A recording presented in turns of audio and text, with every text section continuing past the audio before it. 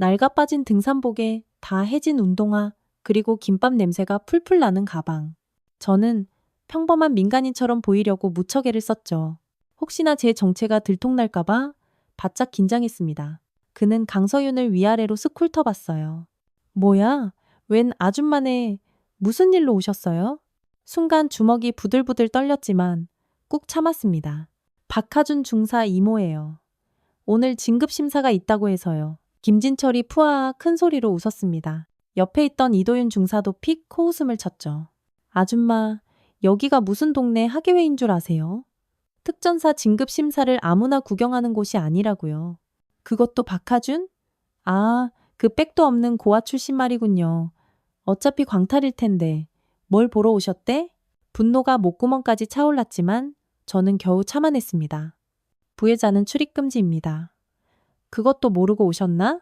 김진철이 팔짱을 척끼며 말했어요. 김밥이나 얼른 가져가세요. 어차피 오늘 심사 끝나면 짐 싸서 나갈 텐데 뭐. 이도윤이 비웃으며 거들었습니다. 아줌마는 잘 모르시겠지만 요즘 진급은 실력으로만 되는 게 아니거든요. 돈도 있어야 하고 백도 있어야 한단 말이죠. 특히 박하준처럼 고아 출신은 더 힘들어요. 아이고, 누가 밀어주겠어요? 실력 좋다고 다 되는 게 아니라니까. 자자, 이제 빨리 가세요. 김진철이 손을 휘휘 내저었습니다. 정말 굴욕적이었지만 참았어요. 그럼 이 김밥이라도 하준이한테 좀 전해주실 수 있나요? 알겠으니까 이제 그만 가시라고요. 돌아서서 가는데 등 뒤로 비웃음이 날아와 꽂혔어요. 저런 아줌마가 보호자라니. 박하준 쟤도 참 불쌍하다. 그러게 말이야. 실력은 좋은데 백이 없으니 뭐 한계가 뚜렷하지. 감히. 분노가 온몸에서 들끓었습니다. 좋아. 너희가 원하는 게 그거라면. 서유는 휴대폰을 꺼내 들었어요. 그때 갑자기 부대 안에서 다급한 발소리가 요란하게 들렸습니다. 누군가 허겁지겁 뛰어오며 외치는 소리도 들렸죠. 대체 무슨 일이 벌어진 걸까요? 이야기의 끝까지 저와 함께 해주세요. 그 전에 구독과 좋아요를 눌러주시면 오늘 하루 분명 행복한 일이 생길 거예요. 자, 시작하겠습니다. 새벽 5시, 서유는 거울 앞에 섰습니다. 어깨에서 별 2개가 반짝이는 장군 제복 대신 낡은 등산복을 꺼내 입었죠. 군복을 입은 지 어언 30년. 처음으로 자신을 숨기려 하니 참 묘한 기분이 들었습니다. 오늘만큼은 그냥 평범한 이모가 되어야 해. 오늘은 조카 하준이의 진급심사가 있는 날이었거든요. 12살에 부모를 잃고 홀로 꿋꿋하게 자란 아이. 서윤이 유일한 보호자였지만 군인의 길을 걷는 하준에게 자신의 존재가 짐이 될까봐 단 한 번도 정체를 드러내지 않았습니다. 실력으로 승부해야지. 이모 덕받다는 소리 들으면 안 돼. 그래서 하준이는 이모가 육군 소장이라는 사실을 까맣게 모릅니다. 그저 시골에서 작은 식당을 하는 평범한 이모로만 알고 있었죠. 서유는 김밥 도시락을 챙겼습니다. 정성껏 싼 김밥 12줄. 하준이가 제일 좋아하는 참치김밥이었어요. 해진 가방에 도시락을 넣고 운동화 끈을 질끈 묶었습니다. 이 정도면 충분히 평범해 보이겠지? 제7공수 특전여단 정문. 위병소 앞에서 서윤의 발걸음이 멈췄습니다. 높은 철조망과 총을 든 무장 병사들. 30년간 익숙했던 풍경이 오늘따라 유독 낯설게 느껴졌어요. 어디서 오셨습니까? 젊은 병사가 경계하는 눈빛으로 물었습니다. 아, 저 박하준 중사 이모예요. 오늘 진급 심사가 있다고 해서. 서유는 일부러 목소리를 살짝 떨며 말했어요. 신분증 좀 보여주십시오. 신분증을 건네며 서유는 마른 침을 삼켰습니다. 혹시나 자신의 정체가 들킬까 봐서요. 다행히 병사는 이름만 대충 확인하고 신분증을 돌려주었습니다. 김진철 상사님, 민간인 방문자입니다. 위병소 안에서 건장한 최고의 상사가 터덜터덜 걸어 나왔습니다. 그는 서윤을 위아래로 쓱 훑어봤어요. 낡은 등산복, 해진 운동화, 김밥 냄새가 풀풀 나는 가방. 김진철의 입가에 노골적인 비웃음이 번졌습니다. 뭐야, 시골 아줌마네. 무슨 일로 오셨어요? 박하준 중사 이모입니다. 오늘 진급 심사가 있다고 해서요. 김진철이 푸아 큰 소리로 웃었습니다. 아줌마, 여기가 무슨 동네 유치원 발표회인 줄 아세요? 그것도 박하준? 그 백도 없는 고아 출신? 서윤의 주먹이 부들부들 떨렸습니다. 부회장은 출입 금지입니다. 김밥이나 가지고 돌아가세요. 어차피 오늘 심사 끝나면 짐 싸서 나갈 텐데. 아니, 왜 그런 말씀을 하시는 거죠? 서윤이 물었습니다. 이도윤이 픽 코웃음을 쳤어요. 아줌마는 모르시나 본데 요즘 세상에 진급이 실력으로만 되는 줄 아세요? 돈도 있고 백도 있어야죠. 뭐 정참관하고 싶으시면 방법이 아예 없는 건 아닌데 좀 비싸죠. 한 50만 원 정도? 순간 서윤의 눈이 번뜩였습니다. 이것 봐라. 비리의 냄새가 진동을 했어요. 이 부대에 뭔가 단단히 문제가 있다는 걸 직감했죠. 어머나, 그런 게 정말 가능한가요? 일부러 순진한 척 물었습니다. 에이, 아줌마도 참. 그냥 농담 한번 해본 거예요. 됐고, 빨리 가세요. 여기 오래 있으면 곤란합니다. 김진철이 손을 휘휘 내저었어요. 굴욕적이었지만 참아야 했습니다. 그럼 이 김밥이라도 우리 하준이한테 좀 전해주실 수 있을까요? 네네. 김밥 아줌마가 왔다 갔다고 전할게요. 이제 진짜 가세요. 이도윤이 비웃으며 말했습니다. 서윤은 김밥 도시락을 건네고 씁쓸하게 돌아섰습니다. 한 걸음 한 걸음 옮길 때마다 등 뒤에서 들려오는 비웃음 소리가 귀에 밝혔어요. 저런 아줌마가 보호자라니 박하준계도 진짜 불쌍하다. 그러게 말이야. 실력은 좋은데 백이 없으니 한계가 명확하지. 부대 밖으로 나온 서윤은 주먹을 꽉 쥐었습니다. 너희가 원하는 게 그거라면. 서윤은 휴대폰을 꺼냈습니다.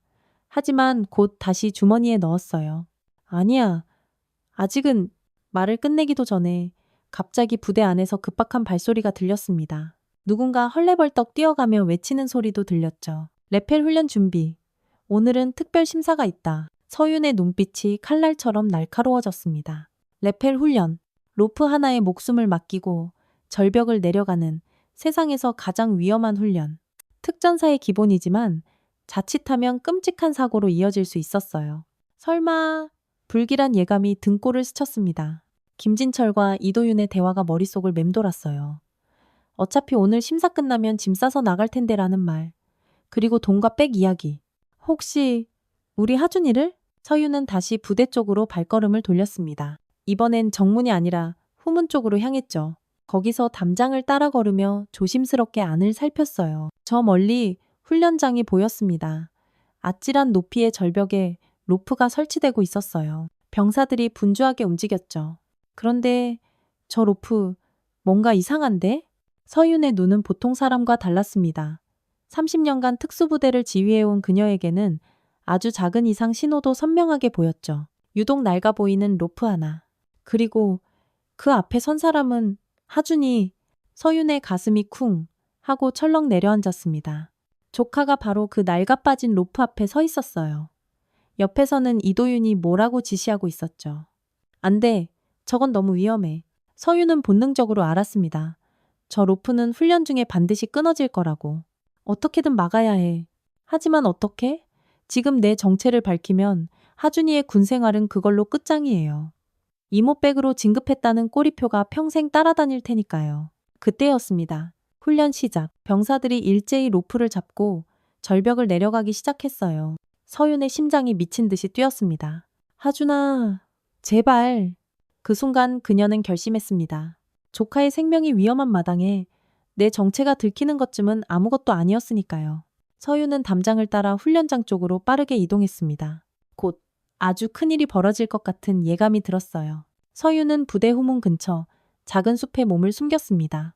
훈련이 시작된 지 30분. 아직 아무 일도 일어나지 않았어요. 하지만 불안한 마음은 좀처럼 가라앉지 않았죠. 철조망을 따라 조심스럽게 이동했습니다. 발소리가 나지 않도록 사뿐사뿐. 30년 특수부대 경험이 몸에 배어 있었죠. 그때였습니다. 여기서 만나기로 했잖아. 나지막한 목소리가 들렸어요. 서윤은 즉시 나무 뒤로 몸을 숨겼습니다. 목소리의 주인은 김진철이었어요. 그는 누군가를 기다리는 듯 초조하게 주위를 살폈죠. 잠시 후 서너 명의 부사관들이 슬그머니 나타났습니다. 모두 긴장한 표정이었어요. 김 상사님, 가져왔습니다. 한 부사관이 두툼한 봉투를 건넸습니다. 서윤의 눈이 날카롭게 빛났어요. 저 봉투 안에 뭐가 들었는지 짐작하고도 남았죠. 김중사는 500, 박중사는 700. 좋아, 다 맞네. 김진철이 봉투를 열어 돈을 확인했습니다. 서윤의 주먹이 부들부들 떨렸어요. 명백한 금품 수수 현장이었죠. 이번 심사는 확실한 거죠? 당연하지. 내가 심사관 중 하나인데. 그리고 이도윤 그놈도 우리 편이야. 김진철이 자신만만하게 웃었습니다. 근데 박하준은 어떻게 하실 겁니까? 걘 실력이 너무 좋아서. 한 부사관이 걱정스럽게 물었어요. 김진철의 표정이 싸늘하게 변했습니다. 그 자식, 오늘로 끝장이야. 서윤의 심장이 쿵 하고 내려앉았습니다. 예감이 맞았어요. 정말로 하준이를 노리고 있었던 거죠. 레펠 훈련 때 사고가 날 거야. 로프가 낡았거든. 물론 우연한 사고겠지. 하지만 그건 너무 위험한 거 아닙니까? 그래서 더 완벽해. 누가 의심하겠어? 훈련 중 사고는 종종 일어나니까. 김진철이 비열하게 웃었습니다. 서윤의 온몸에 소름이 돋았어요. 이 악마 같은 놈들, 정말로 하준이를 죽이려 하고 있었습니다. 단지 돈을 안 냈다는 이유만으로. 박하준이 없어지면 다른 애들한테도 본보기가 되겠지. 돈 안 내면 어떻게 되는지 말이야. 이도윤의 목소리였습니다. 그가 어느새 다가와 있었어요. 훈련은 잘 진행되고 있어? 네, 이제 곧 클라이맥스입니다.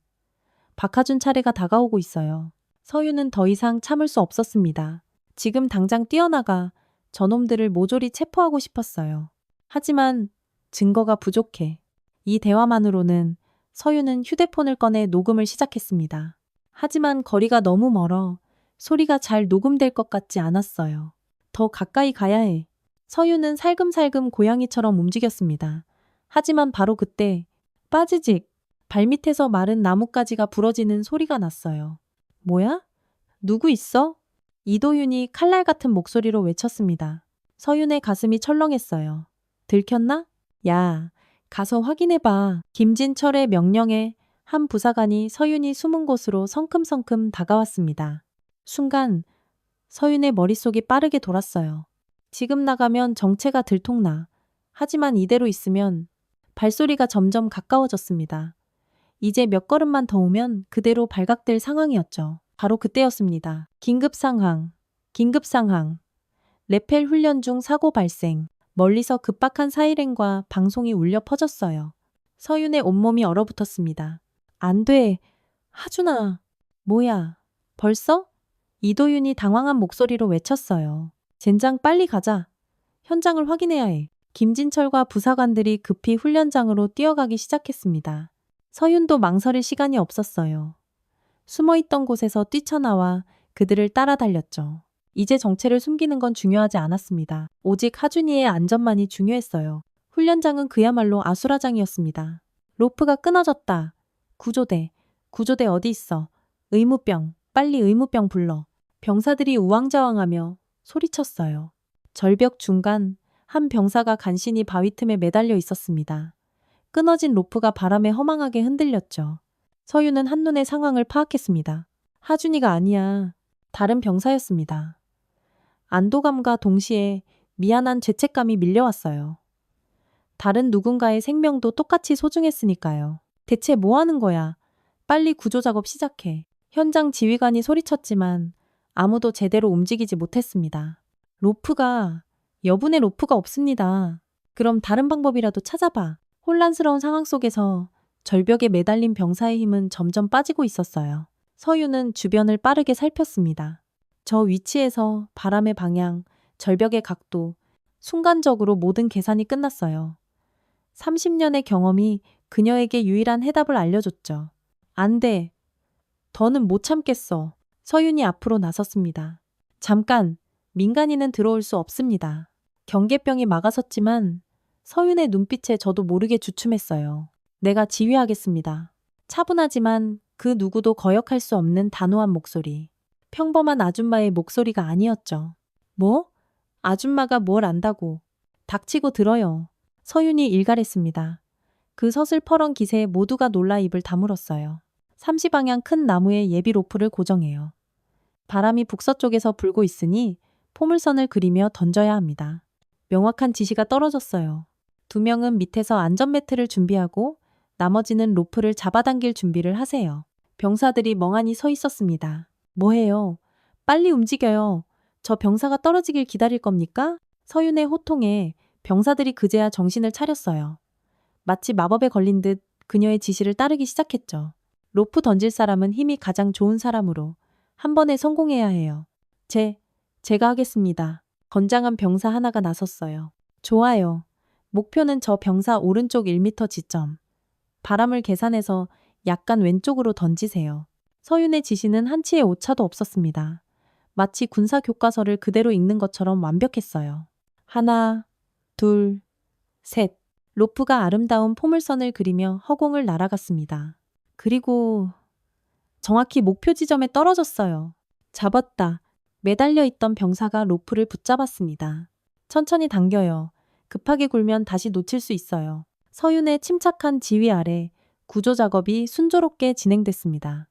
몇 분 후 병사는 마침내 무사히 땅을 밟았어요. 성공했다, 살았다. 병사들이 환호했습니다. 하지만 서윤의 표정은 여전히 얼음장처럼 차가웠어요. 그녀는 끊어진 로프를 살펴봤죠. 이건 인위적이야. 로프가 끊어진 단면이 너무나도 깨끗했습니다. 누군가 일부러 칼로 손상시킨 흔적이 역력했어요. 저기... 아줌마는 대체 누구? 현장 지휘관이 말을 더듬으며 물었습니다. 서윤은 대답하지 않고 김진철을 찾았어요. 그는 구석에서 이도윤과 뭔가 소곤거리고 있었죠. 너희들, 분노가 치밀어 올랐지만 아직은 때가 아니었습니다. 박하준 중사는 어디 있습니까? 서윤이 물었어요. 박하준요? 아직 차례가 안 됐는데. 그때 이도윤이 다가왔습니다. 아, 박하준 차례는 바로 다음입니다. 근데 이런 사고가 났으니 훈련은 일단 중단해야. 아니요. 서윤이 단호하게 말했습니다. 훈련은 계속됩니다. 대신 모든 장비를 다시 점검하세요. 뭐? 아줌마가 무슨 권한으로? 제가 직접 점검하겠습니다. 서윤은 장비 쪽으로 성큼성큼 걸어갔어요. 그리고 하나하나 꼼꼼히 살펴봤죠. 마침내 하준이가 사용하게 될 로프 앞에서 그녀의 발걸음이 멈췄습니다. 역시나 육안으로는 멀쩡해 보였지만 서윤의 눈은 속일 수 없었어요. 로프 중간 부분이 아주 교묘하게 손상되어 있었죠. 이 로프는 사용하면 안 됩니다. 뭐가 문제인데요? 이도윤이 다가왔어요. 그의 눈에 스쳐 지나가는 당황한 빛을 서윤은 놓치지 않았죠. 여기, 이 부분을 보세요. 서윤이 손상된 부분을 가리켰습니다. 별거 아닌 것 같은데 그냥 써도 사람 목숨이 달린 일입니다. 이런 걸 별거 아니라고 하다니. 서윤의 목소리가 싸늘하게 식었습니다. 주변 병사들이 웅성거리기 시작했어요. 저 아줌마, 뭔가 달라? 어떻게 저렇게 정확히 지휘를 하지? 로프 상태도 한눈에 알아보고. 대단한데? 김진철이 다가와 이도윤과 눈빛을 교환했습니다. 여보세요, 아줌마. 이제 그만 좀 나가주시죠? 민간인이 부대에 너무 오래 있으면 곤란해요. 그래요? 서윤이 돌아봤어요. 그녀의 눈빛에는 알 수 없는 무언가가 담겨 있었죠. 그럼 한 가지만 더 확인하고 가죠. 서윤은 휴대폰을 꺼냈습니다. 뭐 하시려고? 증거 보전이요. 찰칵, 찰칵. 서윤은 손상된 로프를 여러 각도에서 찍었어요.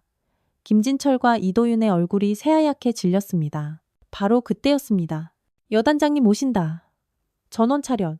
누군가 외쳤어요. 병사들이 급히 정렬했습니다. 저 멀리서 별 하나를 단 최정훈 준장이 걸어오고 있었죠. 서윤은 잠시 망설였습니다. 지금 정체를 밝힐까? 아니면... 하지만 이미 늦었어요. 최정훈이 그녀를 발견하고는 눈이 휘둥그레졌으니까요. 그 순간 운명의 시간이 다가오고 있었습니다. 최정훈 준장이 다가올수록 서윤의 심장이 빠르게 뛰었습니다.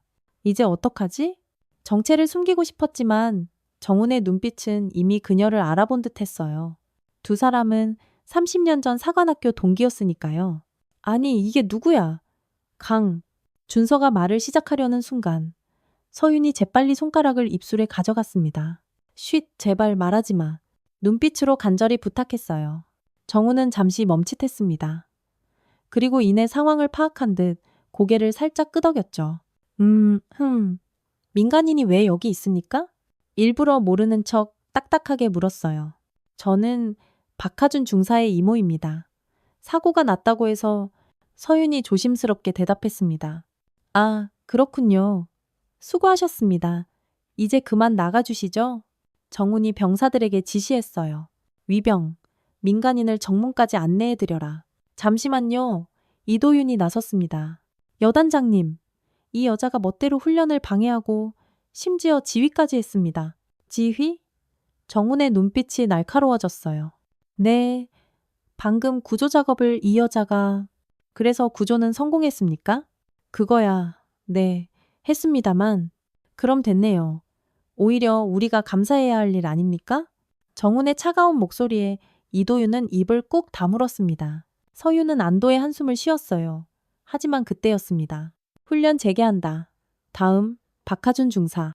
김진철이 일부러 더 큰 소리로 외쳤어요. 서윤의 얼굴이 굳어졌습니다.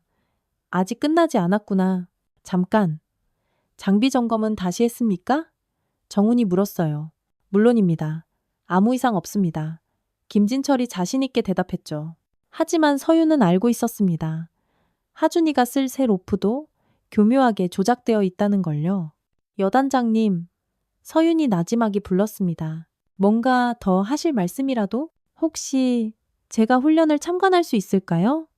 조카라서 너무 걱정이 되어서요. 정우는 서윤의 눈빛을 읽었습니다. 뭔가 심상치 않은 일이 벌어지고 있다는 걸 느꼈죠. 특별히 허락하지요. 단 절대 개입해서는 안 됩니다. 감사합니다. 김진철과 이도윤의 얼굴이 구겨졌어요. 계획에 차질이 생긴 거죠. 훈련이 재개되었습니다. 하준이가 장비를 착용하고 절벽 앞에 섰어요. 늠름한 모습이었죠. 서윤의 가슴이 뭉클했습니다. 저 아이가 이렇게나 컸구나. 12살 부모님 장례식장에서 울지도 못하던 아이. 이모, 나 혼자서도 잘 살 수 있어요. 그렇게 말하던 작은 아이가 이제는 대한민국 최정예 특전사 중사가 되었어요. 준비 완료. 하준이의 우렁찬 목소리가 울렸습니다. 시작.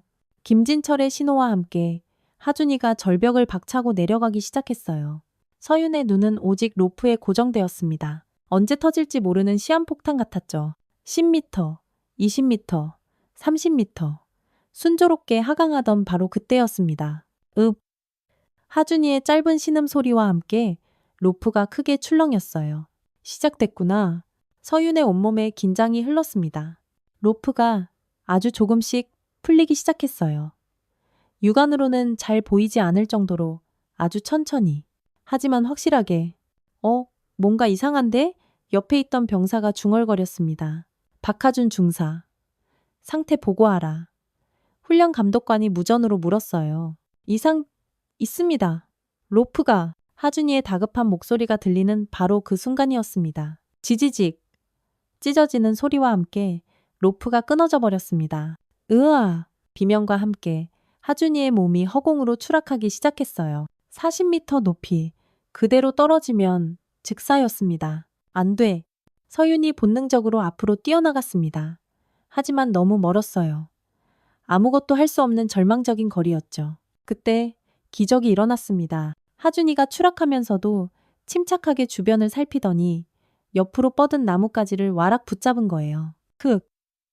엄청난 충격의 신음이 터져 나왔지만 간신히 매달리는데 성공했습니다. 하준아, 서윤이 소리쳤어요. 이제 정체를 숨기는 건 아무 의미도 없었죠. 구조팀은 대체 어디 있어? 정훈이 고함을 쳤습니다. 하지만 현장은 또다시 혼란에 빠졌어요. 이번엔 아까와는 차원이 다른 상황이었죠. 하준이가 매달린 곳은 절벽 중간의 돌출부. 위에서도 아래에서도 접근하기가 극도로 어려운 위치였습니다. 헬기를 불러. 시간이 없어. 저 나뭇가지가 얼마나 버틸지 모른다고. 병사들이 우왕좌왕하는 동안 서윤은 주변을 빠르게 살폈습니다. 그리고 결심했죠. 내가 가겠습니다. 모두의 시선이 그녀에게 쏠렸습니다. 뭐라고요? 제가 내려가서 구조하겠습니다. 서윤이 단호하게 말했어요. 미쳤어요? 아줌마가 무슨 수로. 이도윤이 비웃으려 했지만 서윤은 이미 움직이고 있었어요. 예비로프를 집어들고 너무나도 능숙하게 자신의 몸에 장비를 착용했습니다. 그 동작이 어찌나 자연스럽고 빠른지 현장에 있던 모두가 입을 떡 벌리고 쳐다봤죠. 저 아줌마 대체 뭐야? 어떻게 저렇게 장비를 능숙하게? 서윤은 한치의 망설임도 없었습니다. 안전고리를 확인하고 로프를 단단히 고정한 뒤 그대로 절벽을 향해 몸을 날렸어요. 이런, 미친. 김진철이 소리쳤지만 이미 늦었습니다. 서윤의 몸이 공중에서 완벽한 포물선을 그렸어요. 대한민국 특수부대 출신 중에서도 최정예만이 할 수 있는 신기에 가까운 동작이었죠. 순식간에 20m를 하강한 서유는 절벽에 발을 가볍게 디뎠습니다. 그리고 벽을 타고 옆으로 이동하기 시작했어요. 마치 거미처럼 날렵하게. 저게 인간이 할 수 있는 동작이야? 병사들이 경악했습니다. 최정훈 준서는 입가에 희미한 미소를 띄었어요. 역시 강서윤이야. 30년이 지나도 실력은 여전하구나. 1분도 채 되지 않아. 서윤은 하준이가 있는 곳에 도착했습니다. 이모? 하준이가 믿을 수 없다는 눈으로 쳐다봤어요. 괜찮아. 이모가 왔어. 서윤의 목소리는 더없이 차분했습니다. 하지만 속으로는 심장이 미친 듯이 뛰고 있었어요. 세상에서 가장 사랑하는 조카가 죽을 뻔했으니까요. 이모가 어떻게? 나중에 설명할게. 일단 올라가는 게 먼저야. 서윤은 재빨리 하준이에게 안전벨트를 채우고 무전기를 들었습니다. 위로 끌어올려 주세요. 천천히, 하지만 확실하게. 명확한 지시였습니다. 로프가 서서히 올라가기 시작했어요. 서윤은 하준이를 자신의 몸으로 안전하게 보호하며 함께 올라갔죠. 절벽을 오르는 내내 하준이는 이모를 멍하니 쳐다봤습니다. 너무나 낯설었어요. 평소에 다정하고 푸근한 이모가 아니었죠. 냉철하고 강인하고 그 누구보다 믿음직한 군인의 모습이었습니다. 드디어 절벽 위에 도착했습니다. 무사하다. 성공했어. 병사들의 환호성이 터져나왔어요. 하준이가 안전하게 땅을 밟자 서윤은 그제야 긴장을 풀었습니다. 다리에 힘이 쭉 빠졌어요. 하지만 쓰러질 수는 없었죠. 아직 처리해야 할 일이 남아 있었으니까요. 당신 대체 누구요? 현장 지휘관이 떨리는 목소리로 물었습니다. 모든 시선이 서윤에게 쏠렸어요. 평범한 등산복 차림의 아줌마가 보여준 실력은 특수부대 최정예 요원도 하기 힘든 수준이었으니까요. 서윤은 대답 대신 김진철을 똑바로 바라봤습니다. 그는 얼굴이 새하얗게 질려 있었어요. 계획이 완전히 실패했다는 걸 깨달은 거죠. 김진철 상사. 서윤이 얼음처럼 차가운 목소리로 불렀습니다. 예. 이로프. 당신이 준비한 거죠? 직설적인 질문에 김진철이 극도로 당황했어요. 그게 무슨 2번 연속 같은 사고라 우연이라고 하기엔 너무 이상하지 않나요? 서윤의 눈빛이 칼날처럼 매서워졌습니다. 주변이 술렁거리기 시작했어요. 설마 2번 다 로프 사고라니 뭔가 이상하긴 해. 병사들이 수군거렸죠. 최정훈 준장이 앞으로 나섰습니다. 모든 훈련 중단. 전원, 연병장의 집합. 우렁찬 목소리에 병사들이 신속하게 모였어요. 그리고 정훈은 서윤을 바라봤습니다. 이제 더 이상 숨길 수 없다는 걸 두 사람 모두 알고 있었죠. 내가 소개하겠습니다. 정훈이 입을 열었어요. 순간 서윤의 가슴이 두근거렸습니다. 이제 모든 게 밝혀질 시간이었습니다. 정훈이 입을 열었습니다. 전 장병에게 알린다. 우렁찬 목소리가 훈련장에 울려 퍼졌어요. 모든 병사들이 칼같이 차렷 자세를 취했죠. 정훈은 잠시 숨을 고른 뒤 서윤을 향해 돌아 가장 우렁찬 목소리로 경례를 외쳤습니다. 육군 제3군단 부군단장 강서윤 소장님이시다. 순간 훈련장이 통째로 얼어붙었습니다. 고요한 정적. 아무도 움직이지 않았어요. 숨소리조차 들리지 않았죠. 그리고 다음 순간 와, 엄청난 함성과 함께 경례 소리가 터져 나왔습니다. 충성. 수백 명의 목소리가 하나가 되어 하늘을 찔렀어요. 서윤은 천천히 고개를 들었습니다. 비록 낡은 등산복 차림이었지만 그녀의 눈빛은 그 어떤 장군보다 위엄으로 가득 차 있었죠. 편히 쉬어. 조용하지만 힘있는 목소리였습니다. 김진철과 이도윤의 다리가 후들후들 떨렸어요. 얼굴은 이미 시체처럼 창백했죠. 끝났어. 모든 게 끝났어. 김진철의 머릿속이 하얗게 비어버렸습니다. 하준이는 멍하니 서 있었어요. 시골에서 작은 식당을 하는 줄로만 알았던 평범한 이모가 대한민국 육군 소장이라니. 이모가 소장님이라고 믿을 수 없다는 표정이었죠. 서윤이 하준이를 바라봤습니다. 눈빛에 미안함이 가득 담겨 있었어요. 미안하다 하준아.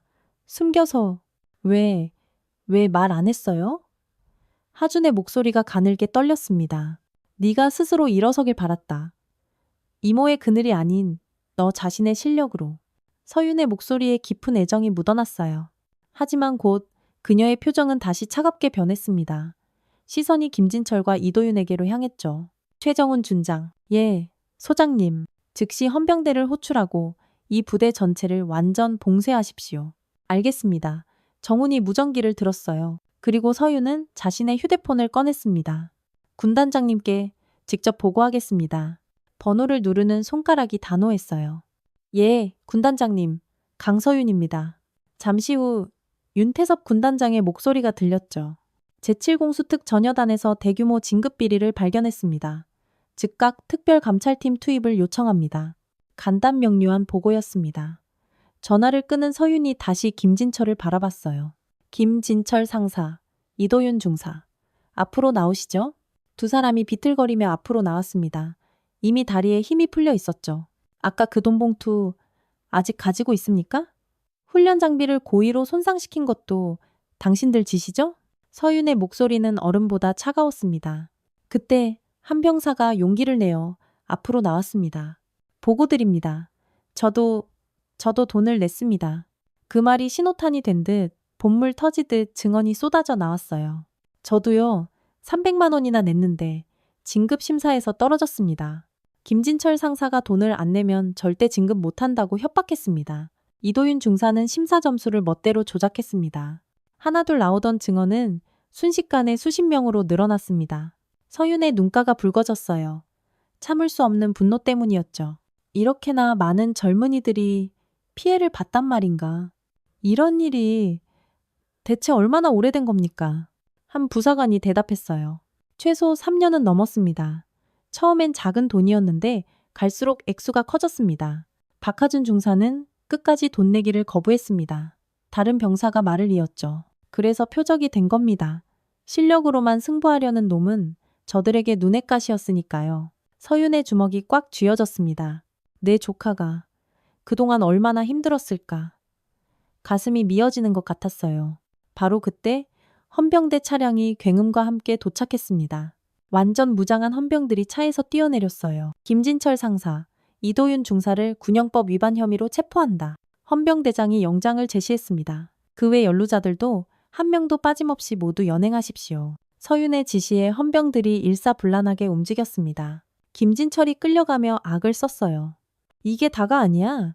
우리 위에도 더 큰 놈들이 있다고. 그래요?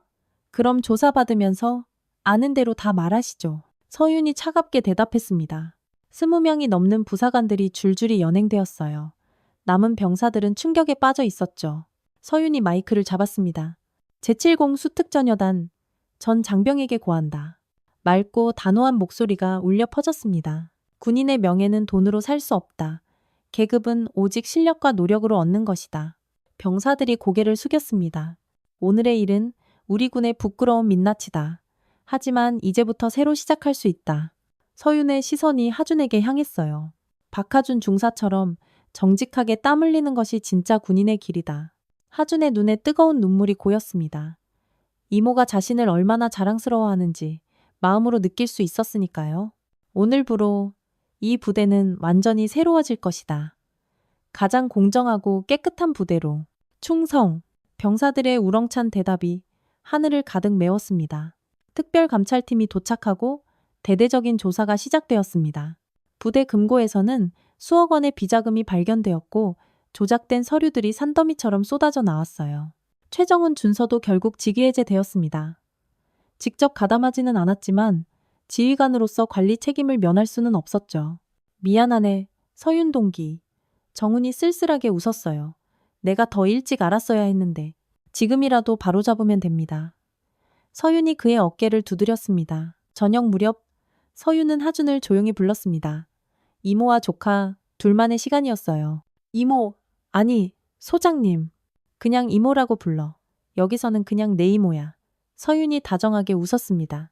왜 말 안 했어요? 이모가 장군인 거 하준의 목소리에 서운함이 묻어났어요. 네가 백으로 사는 사람이 되길 원하지 않았다. 서윤이 하준의 어깨를 잡았습니다. 오늘 네가 보여준 침착함. 그게 진짜 내 실력이야. 추락하는 순간에도 정신을 잃지 않고 나뭇가지를 잡은 것. 그건 내 아버지의 모습이었어. 서윤의 눈이 먼 곳을 바라봤어요. 내 아버지도 특전사였다. 이 부대의 최고의 전사였지. 하준이 깜짝 놀랐습니다. 부모님에 대해 자세히 들은 적이 없었으니까요. 아버지가 특전사였다고요? 그래.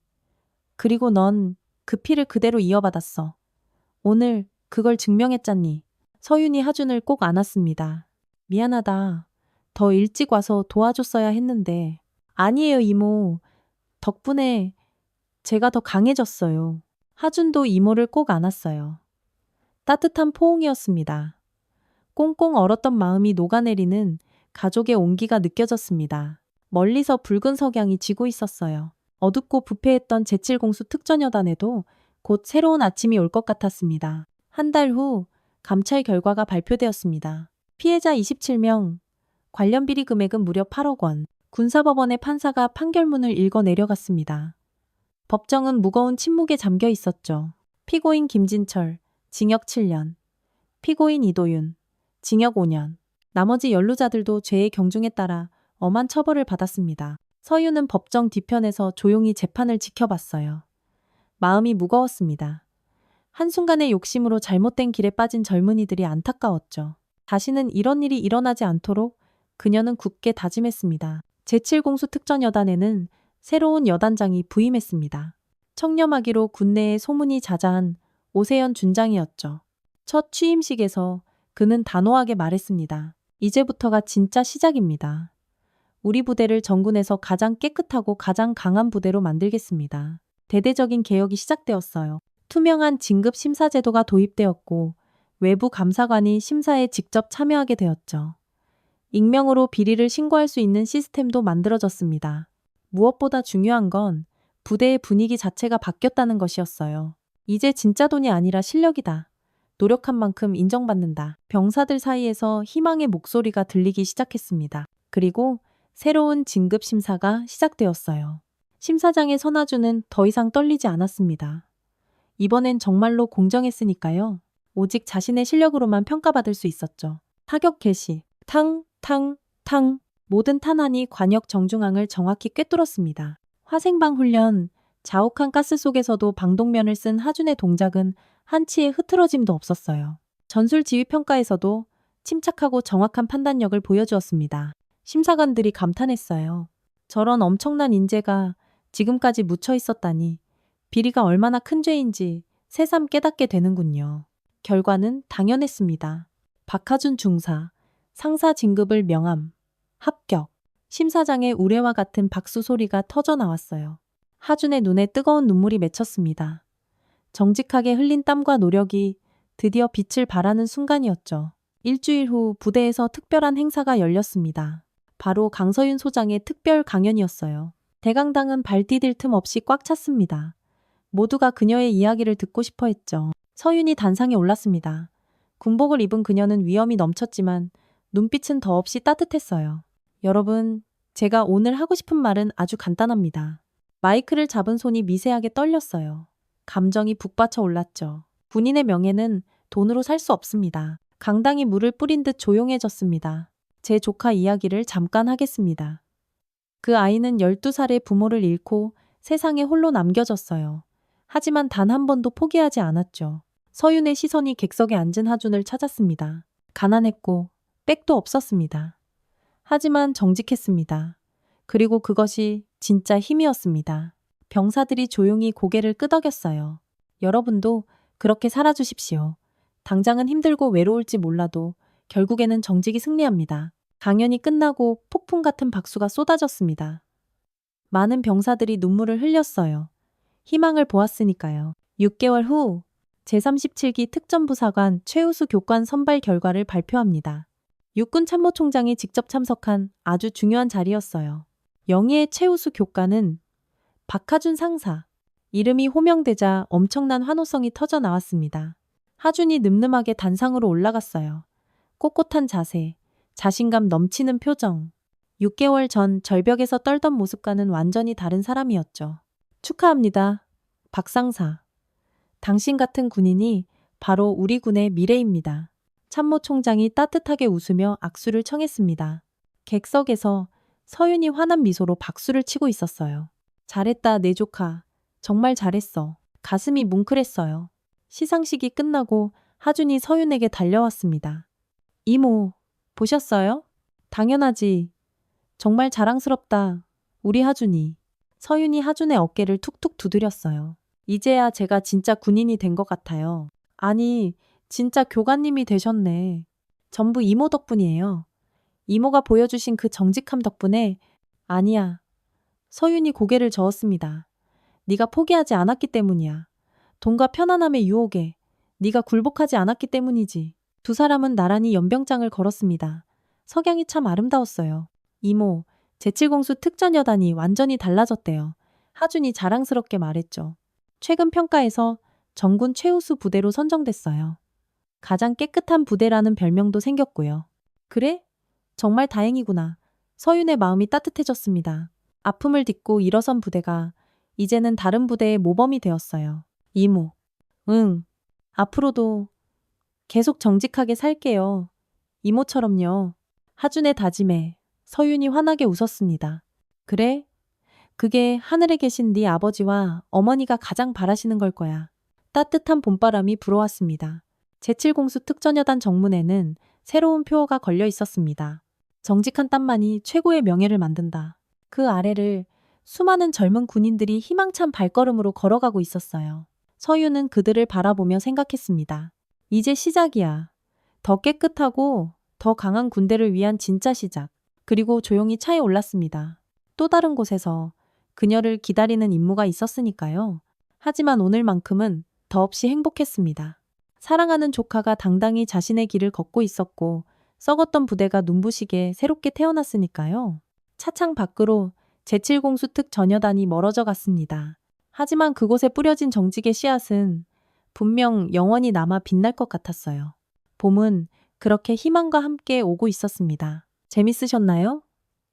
이야기가 즐거우셨다면 구독과 좋아요 꼭 부탁드립니다. 오늘 하루 분명 행복한 일이 생기실 거예요. 다음에 더 좋은 이야기로 찾아뵙겠습니다.